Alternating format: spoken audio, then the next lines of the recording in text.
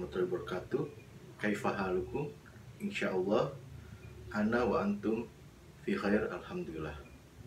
Fi hadha video sautiku anusus wa tarkib fi lugatil arabiyah. Tujuan pembelajaran kali ini adalah agar peserta didik dapat memahami dan mendemonstrasikan fungsi sosial, struktur teks, dan unsur kebahasaan, bunyi, kata, makna, dan gramatikal dari teks sederhana yang berkaitan dengan tema at-ta'aruf. Silahkan perhatikan teks berikut ini.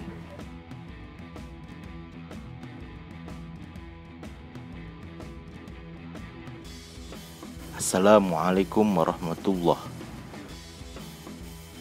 Ana talibun, ismi Azam, wa hadha Mahmud.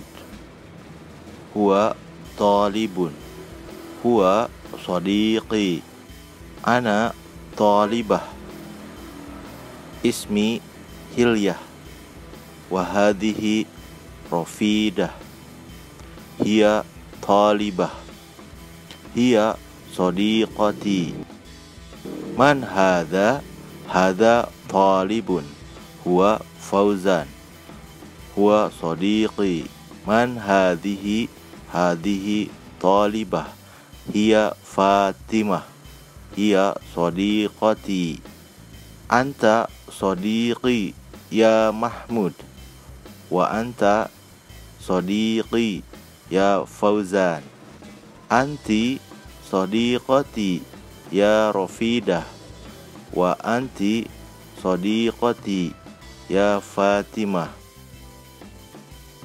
Ismi Faruk, ana talibun fi hadhil madrasah, wa hadha akhi ismuhu Salih, huwa talib, wa hadhihi sadiqati ismuha Fitriyah, hiya talibah.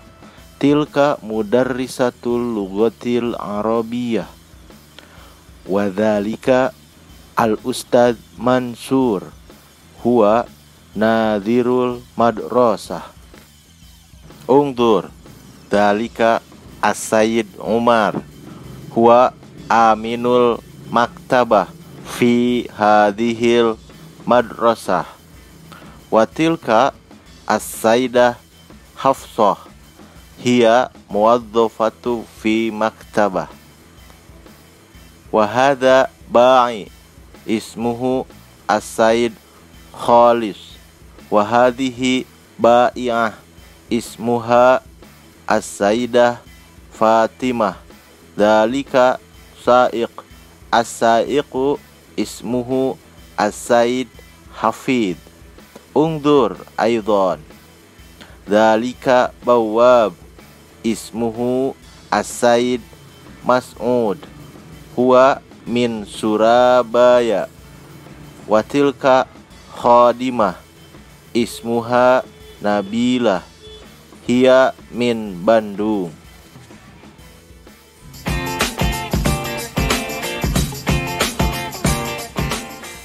Selanjutnya kita akan membahas tentang at-tarkib atau susunan kata dalam bahasa Arab. Ungdur, wa'id, wahfad.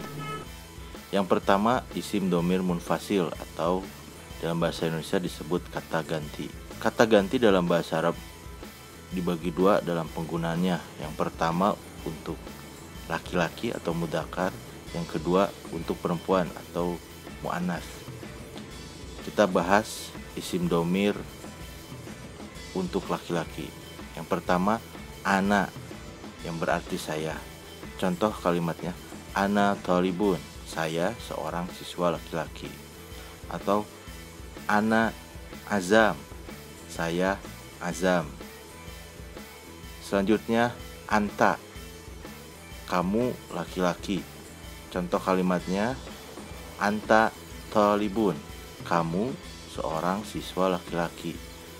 Atau anta Azam, kamu adalah Azam. Yang ketiga huwa. Huwa berarti dia laki-laki. Contoh kalimatnya, huwa talibun, dia seorang siswa laki-laki. Atau huwa azam, dia adalah azam. Sekarang isim domir untuk perempuan. Untuk kata ganti orang pertama tunggal itu sama, yaitu menggunakan ana yang berarti saya. Contoh kalimatnya, ana thalibatun, saya seorang siswi perempuan. Atau contoh lainnya, ana Fatimah, saya adalah Fatimah. Selanjutnya, anti atau berarti kamu perempuan. Contoh kalimatnya, anti thalibah, kamu seorang siswi perempuan. Atau anti Fatimah, kamu adalah Fatimah. Selanjutnya kata ganti orang ketiga tunggal untuk perempuan yaitu hiya yang berarti dia perempuan. Contoh kalimatnya, hiya thalibah, dia seorang siswi perempuan. Atau contoh lain, hiya Fatimah, dia adalah Fatimah.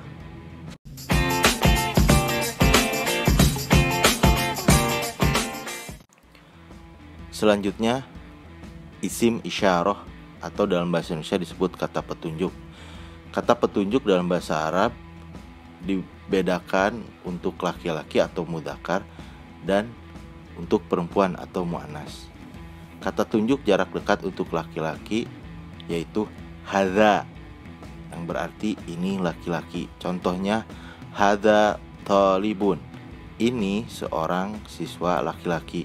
Atau hadza sodiki, ini adalah sahabatku.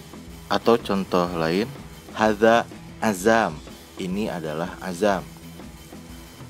Kata tunjuk jarak dekat untuk perempuan yaitu hadhihi, yang berarti ini perempuan. Contoh kalimatnya, hadhihi thalibah, ini seorang siswi perempuan. Atau hadhihi shodiqati, ini adalah sahabat perempuanku. Kata tunjuk jarak jauh untuk laki-laki yaitu dzalika, yang berarti itu laki-laki. Contoh kalimatnya, dzalika thalibun, itu seorang siswa laki-laki. Atau dzalika shodiqi, itu adalah sahabat laki-lakiku. Dan kata petunjuk jarak jauh untuk perempuan yaitu tilka, yang berarti itu perempuan.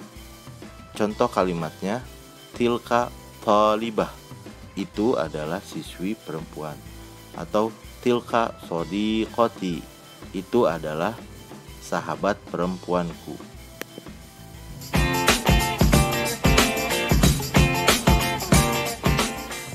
Selanjutnya kata tanya atau dalam bahasa Arab disebut al-istifham. Yang pertama, ma, yang berarti apa? Ma ini digunakan untuk menanyakan kata benda yang tidak berakal. Contoh dalam percakapan, contohnya, ma hadza, apa ini? Hadza kitabun, ini buku. Atau contoh lain untuk kata benda yang muannas, ma hadhihi, apa ini? Hadhihi mistoratun, ini adalah penggaris. Yang selanjutnya, kata tanya selanjutnya, hal, yang berarti apakah. Hal ini untuk menanyakan jawaban iya atau tidak. Hal ini, hal yang berarti apakah, yaitu untuk menanyakan jawaban ya atau tidak. Contoh dalam percakapannya, hal hada mirsamun, apakah ini pensil? Bila iya, maka jawabannya na'am hada mirsamun, ya ini adalah pensil. Lalu kalau yang jawabannya bukan atau tidak, maka jawabannya adalah la hada qalamun, tidak, ini adalah pena. Selanjutnya kata tanya man, yang berarti siapa. Man ini digunakan untuk menanyakan kata benda yang berakal. Contoh dalam percakapannya, man hadza, siapa ini? Hadza Mahmud, ini adalah Mahmud. Contoh lain yang digunakan dengan menggunakan isim isyarah untuk perempuan, man hadhihi, siapa ini? Hadhihi Mahmudah, ini adalah Mahmudah. Kata tanya selanjutnya yaitu kaifa, yang berarti bagaimana. Kaifa atau bagaimana ini untuk menanyakan keadaan. Contoh dalam percakapannya, kaifa haluk, bagaimana kabarmu? Jawabannya, ana bi khair alhamdulillah, saya baik alhamdulillah. Kata tanya selanjutnya yaitu min aina, dari mana. Min aina, dari mana. Min aina ini atau dari mana ini untuk menanyakan dari mana datangnya suatu benda, dari mana datangnya sesuatu, bisa benda, bisa seseorang. Contoh dalam percakapannya, min aina anta, dari mana kamu? Ana min Surabaya, saya dari Surabaya. Terus perlu diingat untuk pertanyaan siapa namamu atau dalam bahasa Arabnya ma ismuka atau ma ismuki, kata tanya yang dipakai adalah ma, bukan man. Hal ini disebabkan yang ditanya adalah bukan orangnya, melainkan namanya. Ingat, yang ditanyakan adalah namanya, bukan orangnya. Dan nama termasuk benda yang tidak berakal, maka yang digunakan adalah ma, karena ma itu digunakan untuk menanyakan benda yang tidak berakal. Sehingga bentuk kalimatnya adalah ma ismuka atau ma ismuki, bukan man ismuka, atau man ismuki, bukan man ismuka, bukan man ismuki. Hal ini akan menjadi lain ketika kita memasuki struktur bahasa Indonesia.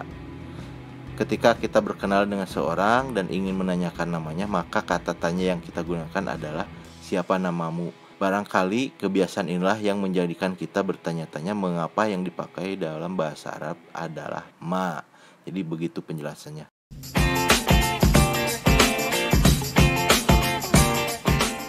Yang selanjutnya tentang mubtada dan khobar. Mubtada adalah kata benda atau isim yang berada di awal kalimat dan berkedudukan sebagai subjek.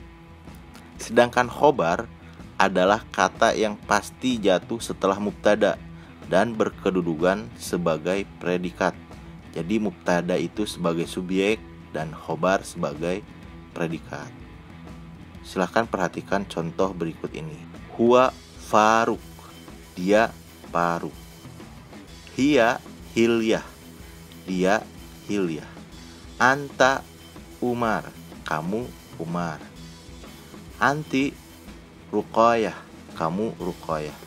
Ana Mahmud, saya Mahmud. Khobar dan mubtada harus saling menyesuaikan dengan perincian sebagai berikut.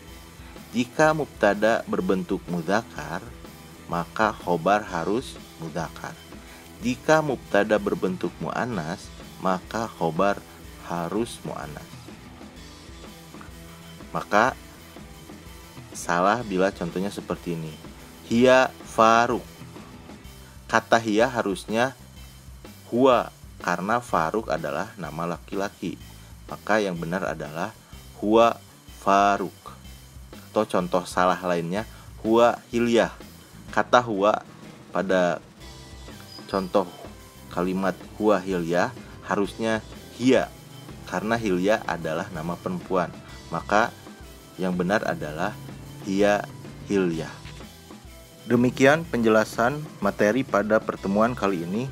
Syukron ala ihtimamikum wa ila liqa fi darsil al-ati.